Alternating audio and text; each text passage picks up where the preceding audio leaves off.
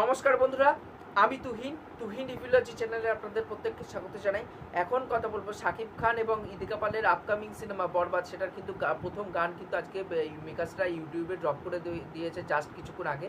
তাই এই গানটি মানে কেমন কি লেগেছে সেটাই আপনাদের সাথে আজকে মূলত আলোচনা করব। তাই এখানটা মেহেদী হাসান হৃদয় কিন্তু সেই প্রিয়তমা জুটিটাকেই ফিরিয়ে নিয়ে এসেছে এবং তাদের যে প্রিয়তমার যে জুটিটা মানুষের ভালোবেসেছিল সেটা কিন্তু এখানটাও মানে মেহেদী হাসান হৃদয় চাইছে সেই ভালোবাসাটাই যেন এই সিনেমাতে তাদের জুটিটাকে দেয়। এর জন্য তাদের জুটিটাকে কিন্তু ব্যাক করে নেওয়া হয়েছে এবং এইখানটা কিন্তু শাকিব খানের সাথে ইদিকা পালের যে কেমিস্ট্রিটা দেখতে পাচ্ছি সেটা কিন্তু খুবই সুন্দর এবং দর্শক কিন্তু প্রিয়তমার সময়ও কিন্তু তাদের জুটিটাকে খুব ভালোবেসেছিল। সেটা আশা রাখি এখানটাও তাদেরকে সমানভাবে ভালোবাসা দেবে এবং দুইজনের কেমিস্ট্রি কিন্তু খুব সুন্দর করে ওয়ার্ক করছে, সেটা দেখতে কোথাও না কোথাও খুব ভালো লাগছে।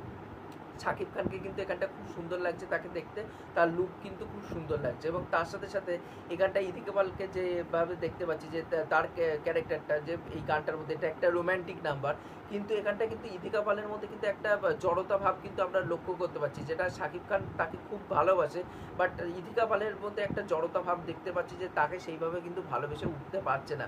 হয়তো হতে পারে কারণ এখানটা দেখছি গানের মধ্যে সে ড্রাগস নিচ্ছে এবং সে যেহেতু ড্রাগস নেয় এবং তার সাথে সাথে যে মানে বন্দুক হাতে নিয়ে পুরো গার্ডরা তাকে পাহারা দেয়, এইসব কারণের জন্য হয়তো শাকিব খানকে সে ভয় পায়, কারণ শাকিব খানের ব্যাকগ্রাউন্ডটা হয়তো কোনো মাফিয়া ব্যাকগ্রাউন্ডের থেকেই সে উঠে আসছে।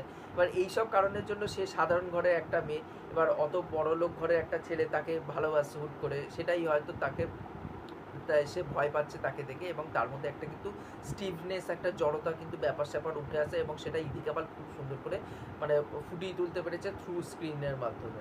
সেটা কিন্তু দেখতে কোথাও না কোথাও ভালো লাগছে এবং গানের যে লুক অ্যান্ড ফিল মোস্টলি এখানটা অফিসের মধ্যে এবং বাড়ির মধ্যে শ্যুট করা হয়েছে, সেটা দেখে বোঝা যাচ্ছে একটা ল্যাবিশভাবে কিন্তু শ্যুট করা হয়েছে, সেই জিনিসগুলো কিন্তু খুব ভালো লেগেছে। এবং গানের যে কম্পোজিশন করেছে সেটা হচ্ছে প্রীতম হাসান এখানটা গান গেয়েছেন এবং গানের কম্পোজিশন হয়েছে।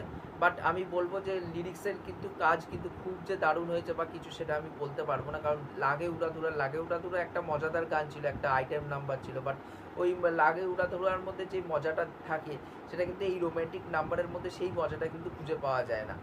কারণ এই গানটা যে শোনার পর যে আমি লুপে বারে বারে শুনবো সেই ফিলটা কিন্তু আমি পাইনি। কিন্তু গানের হুক লাইনটা যেটা যে তুমি আমি তোমায় বুঝি কিন্তু তুমি আমায় বুঝো না, এই যে হুক লাইনটা আছে এই হুক লাইনটা কিন্তু ভালো লাগে।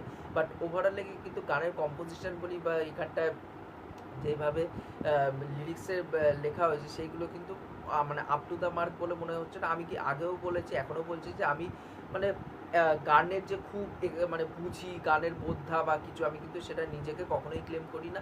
অ্যাজ শ্রোতা হিসাবে কীরকম কী লাগে আমি সেটাই আপনাদের সাথে শেয়ার করার চেষ্টা করি। তাই গানের কিন্তু কম্পোজিশন আমার ভালো লাগেনি এবং তার সাথে সাথে আরেকটা যেটা জিনিস আমি টিজারের ক্ষেত্রেও মানে টিজার রিয়াকশনের ক্ষেত্রেও যেটা অ্যাড্রেস করেছিলাম এখানেও অ্যাড্রেস করতে চাই যে সিনেমার মধ্যে না একটা সিনেমা যখন দেখতে যাবো সেটার মধ্যে তো একটা সিনেম্যাটিক ফিল আসা দরকার, সেই অ্যাপ্রোচটা তো থাকা দরকার। বাট এটা কিন্তু টিজার বলি বা এই গানটার মধ্যে সেই সিনেম্যাটিক একটা অ্যাপ্রোচ বা সিনেম্যাটিক একটা ফিল কিন্তু আমি এখানটা পেলাম না, সেটা টিজারে হোক বা এই গানটার মধ্যে হোক। সেটা কিন্তু আমার নেগেটিভ দিক তখনও মনে হয়েছে, এখনও সেটা মনে হয়েছে।